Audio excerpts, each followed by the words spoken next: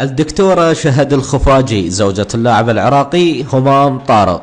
دكتورة وسيدة أعمال وصانعة محتوى على السوشيال ميديا من مواليد 1992. كانت الدكتورة شهد الخفاجي حالتها مأساوية جدا، ولا تمتلك الشهرة ولا المال، وكانت متزوجة أحد الأشخاص من أقاربها، لكن بعد انفصالها بعدة أيام حظيت بزواجها من اللاعب الدولي المعروف همام طارق. بعد زواجها من همام طارق كل الناس حبتهم وبدت تتابعهم، فأصبحوا المعروفين والمشهورين على السوشيال ميديا، لذلك كل الناس تحبهم وتتابع صورهم وستورياتهم. وذكرت شهد الخفاجي على السوشيال ميديا انه تربية الاولاد كلها مسؤوليتي، وهمام طارق دائما مسافر.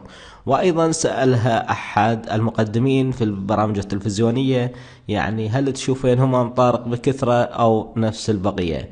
فجاوبته شهد الخفاجي كل الاحترام والتقدير لحضرتها انه اني نفسكم ما اشوفه فقط في التلفزيون، يعني احيانا التقي بي، والمسؤولية والبيت كله يكون مسؤوليتي. فشهد الخفاجي بعد ما كانت متزوجة شخص من اقاربها وكانت علاقتهم غير ناجحة، وهواي تأذت بسبب هذه العلاقات مال الأقارب، لكن الآن الحمد لله والشكر أمورها جيدة وحالتها المادية أيضا جيدة. علاقتها باللاعب الدولي همام طارق علاقة جدا حلوة، وأيضا همام طارق ما مقصر وياها نهائيا، وهي أيضا صانعة محتوى على السوشيال ميديا وسيدة أعمال، والآن أصبحت معروفة ومشهورة على مستوى الوطن العربي. أما الآن وصلنا لختام هذا الفيديو، لا تنسون أن تكتبون آراءكم أسفل بالتعليقات، وأيضا تشيرون هذا الفيديو لأصدقائكم وتعملوا لهم تاج.